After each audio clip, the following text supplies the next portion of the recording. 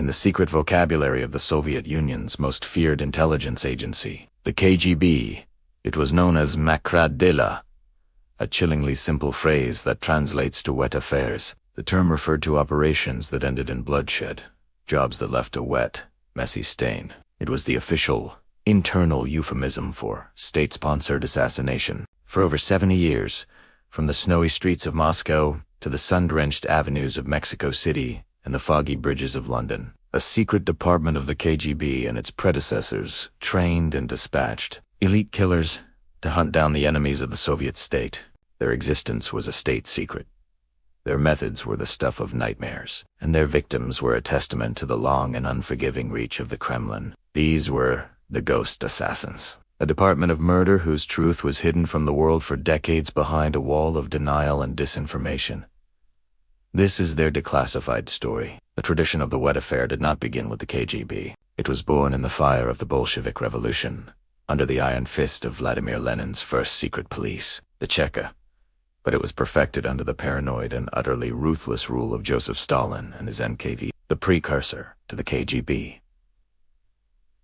For Stalin, no enemy was ever truly defeated. Anyone who opposed him, even former allies and old Bolsheviks, was a permanent threat. He believed that dissent was a virus that had to be eradicated, not just within the borders of the Soviet Union, but anywhere on Earth it could be found. This belief gave rise to a global campaign of terror, culminating in one of the most infamous assassinations of the 20th century. An act so audacious and brutal, it would serve as the foundational story for the Ghost Assassins for generations to come.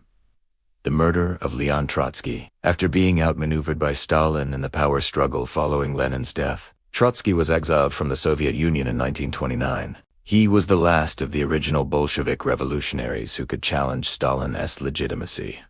A living icon of an alternative vision for communism. From his exile, he continued to write scathing critiques of Stalin's regime, becoming a constant, infuriating thorn in the dictator's side. For Stalin, Trotsky was not just a critic. He was a heretic who had to be silenced. The NKVD launched a massive, multi-year operation to hunt him down. They finally cornered him in Kyokan, a suburb of Mexico City, where he lived in a fortified villa, surrounded by armed guards and secretaries. The first attempt on his life, a full frontal assault by a team of assassins armed with machine guns, failed spectacularly, leaving Trotsky shaken but unharmed. The NKVD realized they needed a different approach. They didn't need a sledgehammer.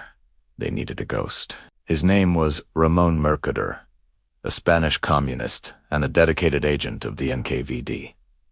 He was handsome, charming, and possessed an almost inhuman patience. For over 2 years, he meticulously crafted a false identity as a wealthy European businessman. He seduced a young Trotskyite woman from New York, using her as an unwitting pawn to get close to Trotsky's inner circle in Mexico. He slowly and deliberately befriended Trotsky's guards and secretaries, bringing them small gifts, patiently earning their trust, becoming a familiar, non-threatening face. In August of 1940, his moment finally came. He was granted a private meeting with Trotsky to review a political article he had written. As Trotsky sat at his desk, reading the document, Mercader pulled a mountaineering ice axe, hidden under his coat, and plunged it into the back of Trotsky's skull.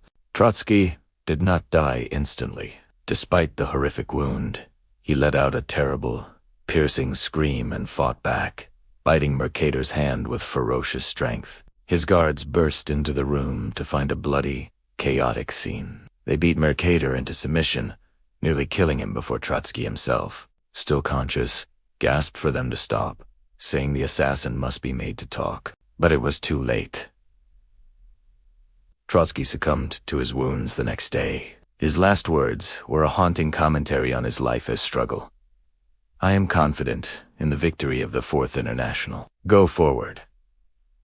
While Mercader sat in a Mexican prison, Stalin secretly awarded him the title of Hero of the Soviet Union. The message to the world was clear and barbaric. No one was beyond Stalin's reach. No wall was high enough. No ocean was wide enough to protect you. The ghost had found its target. The assassination of Trotsky was the brutal blueprint. After World War II, as the NKVD was restructured into the even more powerful KGB, The practice of wet affairs was formalized. These operations became the responsibility of the KGB's first chief directorate, which handled all foreign intelligence. Within this directorate, a new, ultra-secret department was formed, known initially as Department 13, and later as Directorate S. This was the home of the ghost assassins. This was not a mere collection of thugs. It was a dedicated bureaucracy of murder, complete with its own training schools, its own research and development labs, and its own roster of dedicated killers. The men and women selected for this unit underwent a grueling training process that could last for years. They were chosen for their intelligence, their ideological commitment, and a complete lack of moral compunction. They were taught to be chameleons, to adopt new identities, or legends, so completely that they became that person. They learned multiple languages until they were fluent enough to pass as a native speaker. They were subjected to intense psychological conditioning to remove empathy and fear, and trained in brutal, efficient hand-to-hand combat systems like Sambo. They became masters of disguise, sabotage, and infiltration. But to make their assassins true ghosts, to allow them to strike with impunity on foreign soil, they needed more than just skill and patience.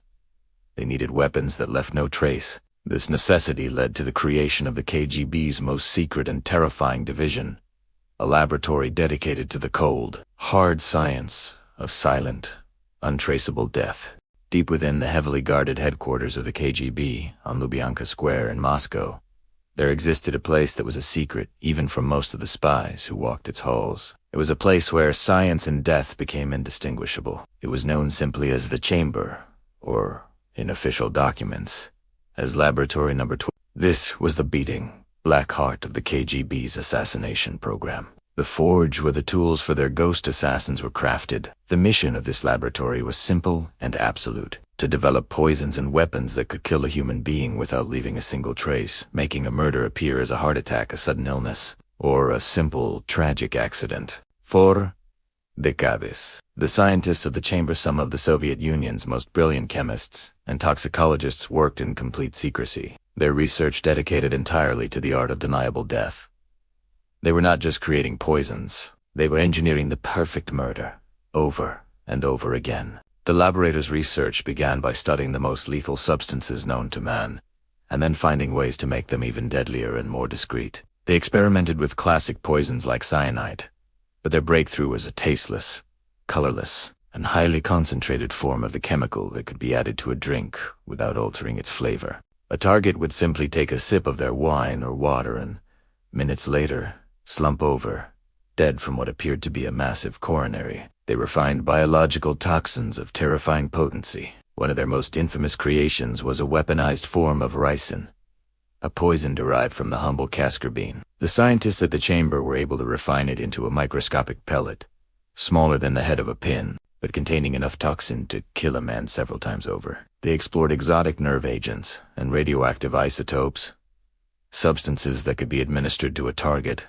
and cause a slow, agonizing decline that mimicked the symptoms of cancer, a death that would come weeks or months later, long after the assassin had vanished. Every discovery, every refinement, was a step closer to their ultimate goal: to give their operatives the power to kill with absolute impunity. But a poison, no matter how potent, is useless without a delivery system. And it was in the creation of these systems that the genius and the depravity of the chamber truly shone. They became masters of disguise, creating ordinary, everyday objects that concealed deadly secrets. They developed a fountain pen that could silently fire a tiny, poison-tipped flechette. They engineered a cigarette case that was, in reality, a multi-barreled gun, capable of firing cyanide-laced bullets that would vaporize upon impact, leaving no metallic trace in the victim's body. This very weapon was revealed to the world in a dramatic fashion when one of their own, a ghost assassin named Nikolai Koklov, had a crisis of conscience. In 1954, Koklov was dispatched to Frankfurt, West Germany, with orders to assassinate a prominent anti-Soviet activist. But he couldn't go through with it. He defected to the Americans, turning himself in and bringing his assassination tools with him. At a stunned press conference, he revealed the electric, cyanide bullet-firing cigarette case to a horrified public. For the first time, the West had a glimpse into the secret workshop of the KGB's killers. Perhaps the most infamous and ingenious of all their creations was the Bulgarian umbrella. This was not an umbrella at all, but a sophisticated pneumatic gun, cleverly disguised as a common black umbrella. With a discreet press of a button on the handle, it could fire a tiny pellet with a precise amount of force, just enough to puncture the skin, but feel like little more than a bug bite or a clumsy bump in a crowd. This weapon was used in what is arguably the most famous assassination carried out by the ghost assassins. In 1978, Georgi Markov, a Bulgarian dissident and writer who had defected to London and was broadcasting critiques of the communist regime on BBC Radio, was walking across Waterloo Bridge. He felt a sharp, sudden sting in the back of his thigh. A man behind him apologized for clumsily bumping him with his umbrella and quickly disappeared into the crowd. That night, Markov developed a raging fever. He was rushed to the hospital, where his condition rapidly deteriorated. He died 4 days later. The baffled British doctors could find no obvious cause of death. It was only during the autopsy, when they meticulously examined the site of the mysterious sting, that they found it. A platinum iridium pellet, the size of a pinhead, with 2 tiny holes drilled into it. The holes had been filled with ricin. The KGB had supplied the weapon, and the Bulgarian secret police had supplied the target. It was a perfect execution of a thorough murder committed in broad daylight on a busy London street, leaving behind an almost invisible clue. The scientists who worked in the chamber were not madmen in the classic sense. They were often highly respected academics, driven by a mixture of patriotic duty, scientific curiosity, and a chilling moral detachment. For them, creating the perfect untraceable poison was a complex chemical puzzle to be solved. They were insulated from the brutal reality of their work. They designed the weapons, but they never saw them used. They never saw the families of the victims or the geopolitical fallout of their creations. They worked in a sterile, academic environment.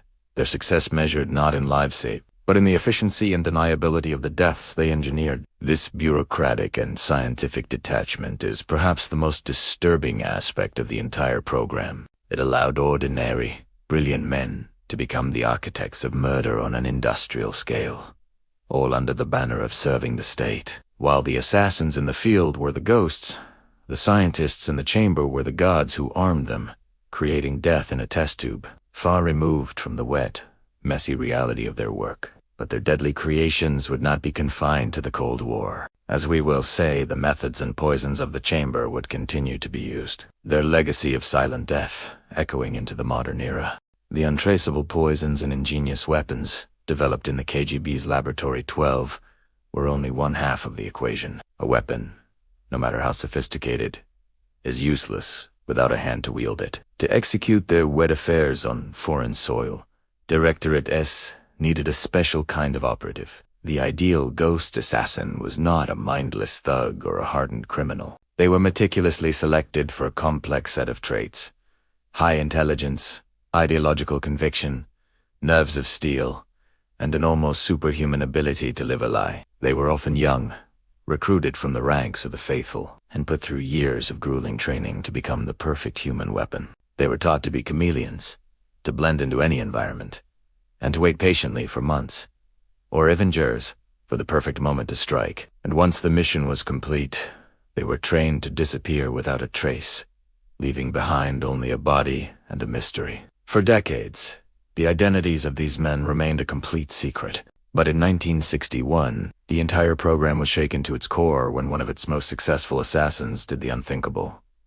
He defected, and the story he told the West provided the first and most detailed look into the life, the mind, and the methods of a KGB killer. His name was Bohdan Stashinsky, a young Ukrainian man whose life was forever changed in 1950.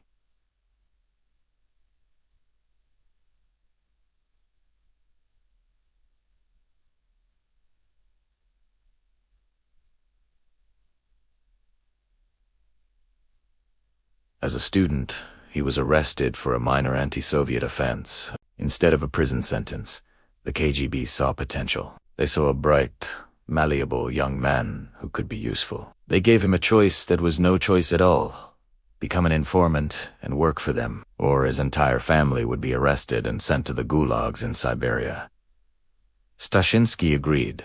He proved to be a natural at intelligence work, and he was soon sent to Moscow for advanced training to become a deep cover agent. He spent years learning German until he could speak it flawlessly, mastering the art of tradecraft and being indoctrinated into the cold, ruthless logic of the KGB. He was given a new identity, that of Joseph Lehman, an East German businessman. He was being groomed for a special purpose. He was being trained to kill. His weapon was a marvel of sinister engineering, a signature creation of the chamber. It was a lightweight aluminum tube, just a few inches long, which could be concealed in a rolled-up newspaper. It was not a firearm in the traditional sense. It was a gas gun, designed to fire a jet of vaporized poison, a fast-acting cyanide derivative. When fired at a target's face, the victim would inhale the mist. The poison would cause the arteries to constrict almost instantly, triggering a massive, fatal heart attack. To our coroner, it would look like a death from natural causes. It was the perfect weapon for a ghost. In 1957, Stashinsky was given his first major assignment: the assassination of Lev Rebet, a prominent Ukrainian nationalist leader and writer living in Munich, West Germany. Stashinsky tracked his target for days. He finally cornered Rebet on a spiral staircase inside his office building. Hastei, Pased Stashinsky, raised the newspaper, fired the invisible jet of poison into Rebet's face, and calmly walked away. Minutes later, Rebet was found dead. The German police investigation concluded that he had died of a heart attack. It was a flawless execution. Stashinsky had proven his worth. 2 years later, in 1959, he was given his next target. This time, it was the big one: Stepan Bandera, the most famous and heavily guarded leader of the Ukrainian nationalist movement, also living in Munich. This mission was far more difficult. Bandera was a high-value target, constantly surrounded by bodyguards. Stashinsky spent weeks studying his movements, looking for a single moment of vulnerability. The opportunity finally came on October 5th. Stashinsky learned that Bandera was returning to his apartment building for lunch, and that the main security door was often faulty. He picked the lock and waited inside the stairwell. When Bandera entered the building, Stashinsky, feigning a problem with a package, approached him. As Bandera reached for his keys, Stashinsky fired a double-barreled version of the same gas gun directly into his face. He calmly walked away as Bandera collapsed and died. Again, the initial diagnosis was a heart attack, but traces of cyanide were later found. Still, there was no suspect, no leads. Stashinsky had vanished. Back in Moscow, he was secretly decorated with the Order of the Red Banner by the head of the KGB himself, Alexander Litvinenko. He was a hero, but inside, the hero was beginning to crack. The strain of living a double life and the moral weight of his actions were taking a toll. But the true catalyst for his change of heart was something the KGB could never have predicted if fell in love. While on assignment in East Berlin, he met and began a relationship with an East German woman named Ingpol.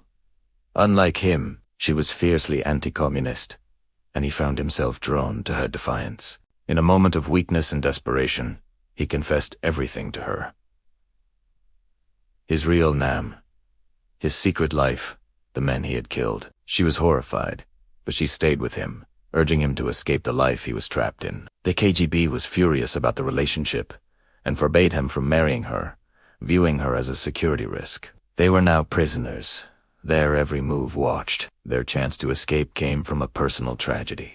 Ing had become pregnant and given birth to their son, but the baby died shortly after. They received permission to travel to East Berlin for the funeral. Stashinsky knew this was his last and only chance.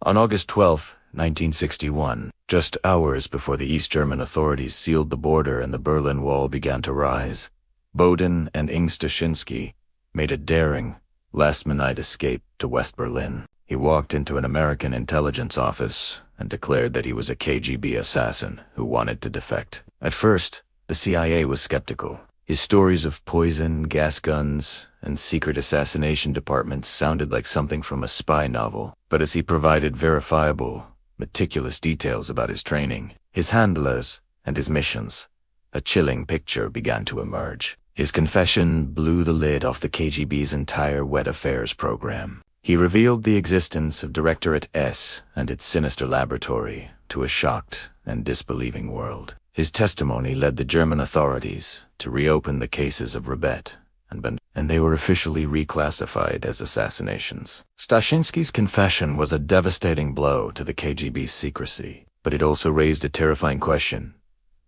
For every one assassin who had a crisis of conscience and defected, how many others had remained silent, successfully carrying out their missions and melting back into the shadows, their crimes forever attributed to natural causes? The defection of Bohdan Stashinsky in 1961 was a bombshell that sent shockwaves through the world. Intelligence agencies. For the first time, the West had undeniable proof, from the mouth of one of the assassins himself, of the KGB's secret assassination program. The confession exposed the existence of Directorate S, its sinister poison laboratory, and its horrifyingly effective methods. The public trial that followed laid bare the cold, bureaucratic machinery of state-sponsored murder. For the KGB, it was a humiliating public relations disaster. Their ghosts had been seen. In the wake of the scandal, the program was forced deeper into the shadows. The frequency of high-profile assassinations of dissidents in Western Europe appeared to decline, as the KGB shifted its focus to more subtle methods of influence and intimidation. For a time, during the era of détente in the 1970s, it seemed as though the age of wet affairs might be coming to a close. Then, in 1991, the unthinkable happened. The Soviet Union collapsed. The Cold War was over. The KGB, the most feared and powerful intelligence agency on the planet, was officially dissolved. For a brief, optimistic moment, it seemed as though the ghosts had finally been laid to rest. But they had not. The KGB was not truly destroyed. It was simply fractured and rebranded. From its ashes rose new Russian intelligence services, the most powerful of which being the FSB, the Federal Security Service. While the name on the door had changed, the institution itself retained much of the old guard's DNA. Many of the same personnel, trained in the old Soviet methods, found new homes within the FSB. More importantly, the core ideology that the Russian state must be protected at any cost, and that its enemies, wherever they are, must be neutralized remained deeply ingrained. The old methods, the old poisons, and the old philosophy of the wet affair were not discarded. They were simply put back on the shelf, waiting for a new era and a new type of leader to call upon them once more. That call would come in the 21st century, and the world would be reminded that the ghosts of the Lubyanka were still very much active. The target was Alexander Litvinenko, a former officer in the KGB, and its successor, the FSB. Litvinenko had become a fierce critic of the new Russian government under Vladimir Putin. After fleeing Russia, he was granted asylum in the United Kingdom, where he co-authored a book accusing Russian security services of orchestrating a series of apartment bombings in Russia to bring Putin to power. He was a traitor in the eyes of the Kremlin, a man who knew too much and talked too much. He was, in the old language of the KGB, a target marked for liquidation. On November 1st, 2006, Litvinenko met with two former Russian associates, Andrei Lugovoy and Dmitry Kafton, in the Pine Bar of the upscale Millennium Hotel in London. They drank green tea. Hours after the meeting, Litvinenko began to feel ill. Within days, he was in a London hospital, his body inexplicably wasting away. His hair fell out, his organs failed one by one, and he was in excruciating pain. Doctors were baffled. They tested for every known poison, every conceivable illness, but found nothing. Litvinenko himself, from his hospital bed, knew what was happening. He told doctors he had been poisoned, and he named the man he believed was responsible, Vladimir Putin. As Litvinenko's condition worsened, British scientists decided to test for a final, almost unthinkable possibility: radioactive poisoning. The results were shocking. The British investigation that followed was like something out of a spy film. Scotland Yard detectives found a radioactive trail of polonium-210 all across London. It was in the teapot at the Millennium Hotel. It was in the hotel rooms of Lugovoy and Kafton. It was on the airplane seats they had flown in on. The trail of evidence was undeniable and led directly back to Moscow. A British public inquiry would later conclude that the assassination was an act of the Russian state, and was probably approved by President Putin himself. The ghost assassins had returned, and their methods were more terrifying than ever. This was reinforced in 2018 with the attempted assassination of former Russian spy Sergei Skripal and his daughter Yulia in Salisbury, England. This time, the weapon was Novik, a military-grade nerve agent developed in the old Soviet Union's chemical weapons program. It was another signature of the state, another calling card from the past. It has been over 70 years since the NKVD hunted down Trotsky in Mexico. The world has changed, empires have fallen, and the Cold War is a distant memory. But the tradition of the wet affair endures. The ghosts never really went away. They simply changed their name from NKVD to KGB to F. The methods have evolved from a crude ice axe to a sophisticated poison pellet to a radioactive isotope, but the underlying message has remained exactly the same, a brutal echo across the decades. No one is beyond their reach. The state's enemies, wherever they may be, will be hunted, and the ghosts will always be watching. The files on many of these assassinations may have been declassified, but the program itself was never truly decommissioned. It simply waits in the shadows for its next target.